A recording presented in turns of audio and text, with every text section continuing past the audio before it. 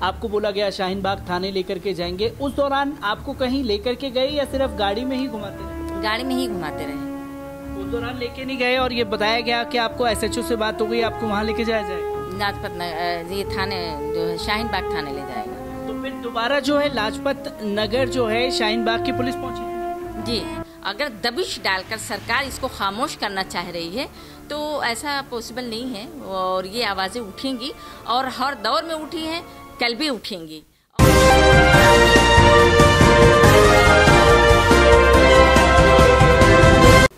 पल पल न्यूज़ से मैं हूं आपके साथ नदीम अकरम। शाहीन बाग एक बार फिर से चर्चाओं में है और शाहीन बाग में संदिग्ध एक्टिविटी होती है। ये गोदी मीडिया, सरकार, तमाम एजेंसियां ये दावा करने पर लगी हुई हैं, तमाम तरीके के आरोप लगाने पर लगी हुई हैं। और जब शाहीन बाग में दूसरी बार छापेमारी हुई तो छापेमारी के दौरान 177 लोगों को गिरफ्तार किया गया और सभी को संदिग्ध आतंकी बताते हुए मीडिया नजर आया। इसी में एक नाम था शाहीन कौसर का। शाहीन कौसर हमारे साथ मौजूद हैं। सबसे पहले जो इमेजेस आपकी बनाने की कोशिश की गई कि 177 जो कि शाहीन बाग में लोग रहते थे, जिसमें से 10 लोग शाहीन बाग के थे, संदिग्ध आतंकी गतिविधियों में संलिप्त थे, जो आरोप लगाए गए और किस तरीके का व्यवहार आप लोगों के साथ था, किस टाइम आए, किस टाइम आपको उठाया, वो तमाम जानकारी। कल जो है 3-3:15 बजे के करीब वो अचानक बिल्कुल आते हैं और नीचे गेट बंद था और जो हमारे गार्ड होते हैं उनसे जो है आवाज़ लगाई होगी शायद, और वो डायरेक्टली जो है ऊपर आए, लेकिन अंदर इन नहीं किया और बाहर खड़े रहे। और उसके बाद मुझे जब बेल की आवाज़ कान में आई तो उसके बाद मैंने, हस्बैंड आते हैं तो उनका कहना था कि बहुत सारी पुलिस बाहर है और फोर्स भी लग रही है।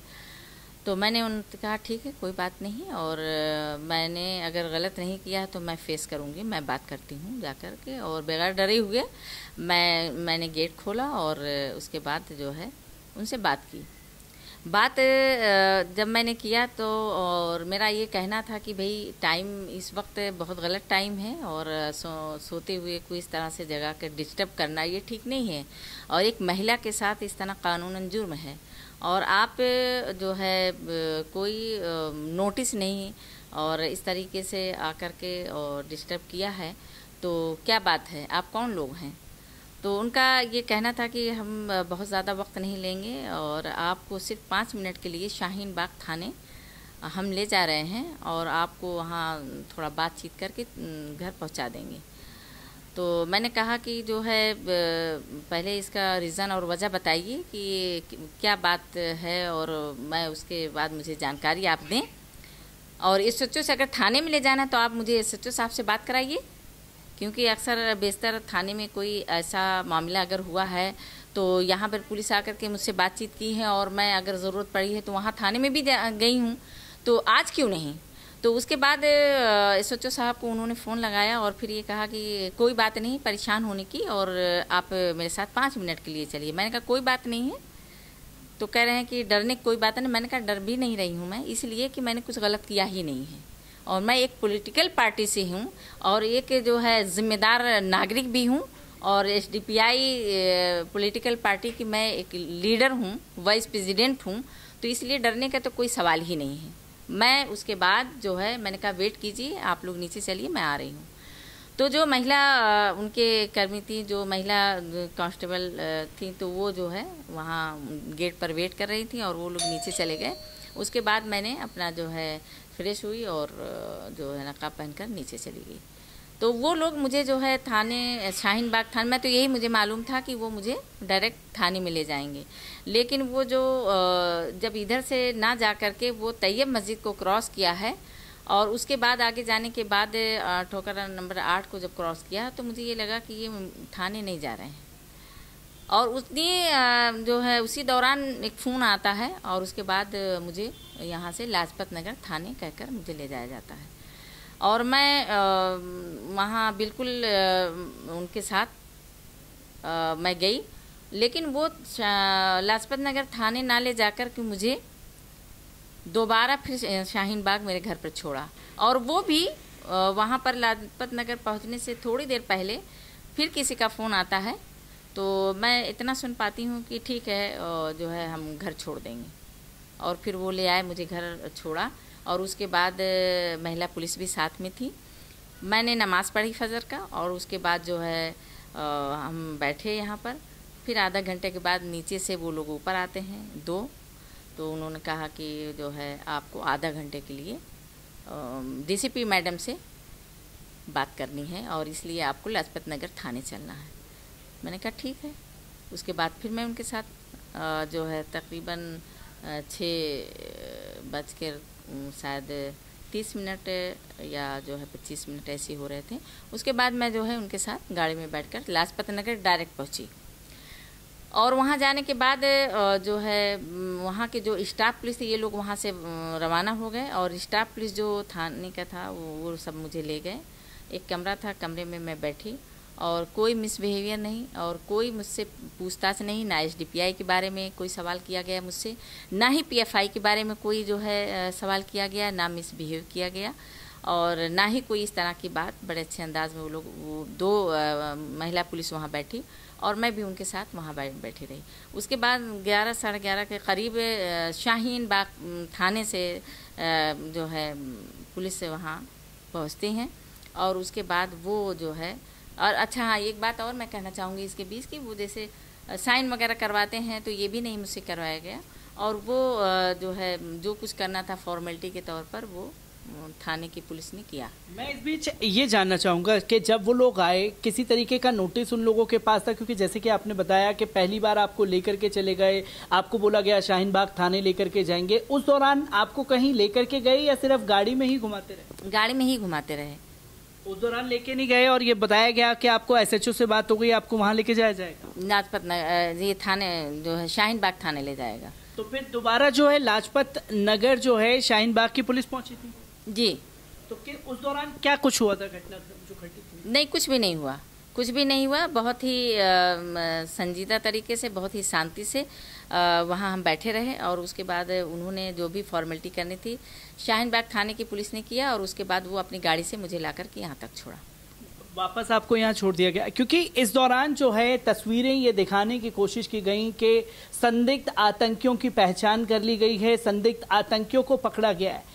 जो ये गिरफ्तारियां लगातार हो रही हैं छापेमारी के नाम पर, उसे फिर किस तरीके से देख रही हैं, और कितने लोगों को शाहीन बाग से गिरफ्तार किया गया था, उन लोगों को छोड़ा गया है या नहीं छोड़ा गया है?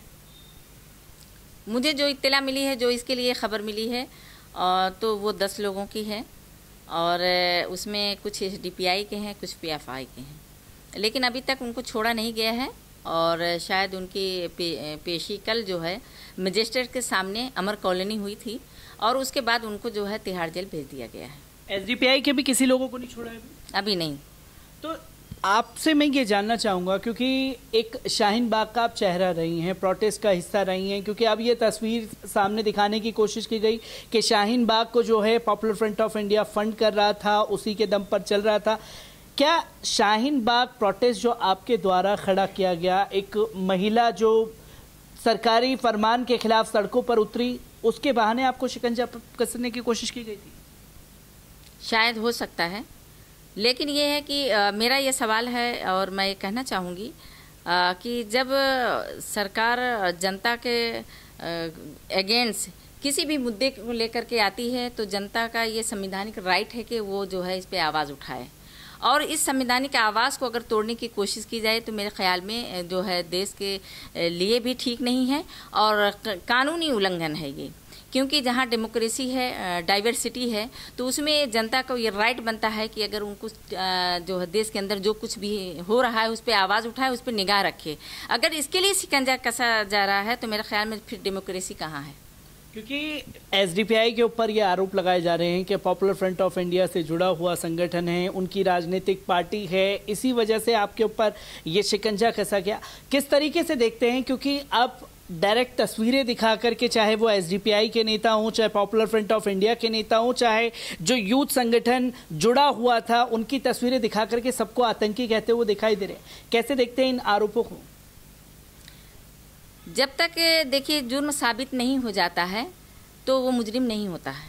और अभी जो कुछ भी हो रहा है बिल्कुल उलट हो रहा है, बिल्कुल अपोजिट हो रहा है, क्योंकि ये लगता है कि सरकार को बहुत जल्दबाजी है। क्योंकि जब तक संदिग्ध होता है और कोई मजलूम मुजरिम नहीं कहा जा सकता है, तो उसको जो है न्यायपालिका है हमारे देश में, तो उसके ऊपर छोड़ देना चाहिए। और जब देखिए ईडी एनआईए जो इस तरह का अभी कार्रवाई पूरे देश पर कर रही है और जनता आज परेशान है, तो उसमें लीगल जो नोटिस किया जाता है पहले, तो ये ज़रूरी है कि कानूनी जो ये प्रतिक्रियाएं हैं उसका पालन करना ज़रूरी है, चाहे वो किसी के भी। ये न्यायपालिका के अधीन है, तो ये न्यायपालिका से ऊपर नहीं हो सकती है। जब हमारा जो है उच्च न्यायालय इसके लिए है, अभी वहाँ जो है पेशी हो रही है और उसमें बहस मुबाहसे के बाद और सारे चीज़ें जो हैं वो उच्च न्यायालय देख रहा है और इस पे जो राय आएगी जो है अदालत की और हमारे जस्टिस ऑफ इंडिया की, उसके बाद ये देखने की बात होगी। और ये इससे पहले कहना मेरे ख्याल में ये जल्दबाजी है और ये जो है बहुत बड़ा सवाल है देश के सामने। क्योंकि मैं एक आखिरी सवाल आपसे लेना चाहूँगा, क्योंकि 5 पीएफआई के साथ साथ 8 संगठनों को, मुस्लिम संगठनों को बैन कर दिया गया है जो ज़मीनी स्तर पर लोगों के लिए काम कर रहे थे। किस तरीके से देखते हैं इन चीज़ों को? सोशल जो मुद्दे हैं और जितनी सोशल ऑर्गेनाइजेशन है, 250-300 समथिंग ये सोशल तंजीमें हैं, ऑर्गेनाइजेशन है, काम कर रहे हैं। इसमें से कई तंजीमें मैं याद दिला दूं कि उस पर जो है बैन लग चुके हैं, लेकिन आज बखूबी वो अपना काम कर रहे हैं। जब जो है अदालत में ये बात गई और ये इस पर बहस हुई तो वो कहीं ना कहीं बरी हुए।